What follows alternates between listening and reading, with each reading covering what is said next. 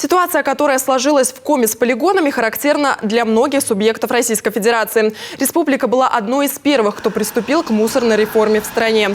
Основное, на чем стоит сконцентрироваться сейчас, это строительство новых мощностей по мусоросортировке. Такое мнение высказал общественный представитель проектного офиса развития Арктики в Республике Коми Роман Полшветкин. Сегодня основная проблема в республике, и министерство говорило об этом, что у нас в основной-то массе по площади в республике это земли лесного фонда. На землях лесного фонда нельзя строить такие объекты.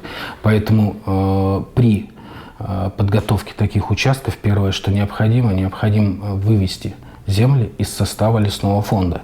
И такие перспективные участки в свое время были намечены, надо просто эту работу продолжать. Ситуация с отходами в северных районах и арктической зоне осложняется большими расстояниями. А потому там необходимо четко стандартизировать завоз товаров, а именно их упаковку. Если на территорию будет поступать, например, не 8 видов пластика, а всего 2-3, утилизация и вывоз будут осуществляться эффективнее.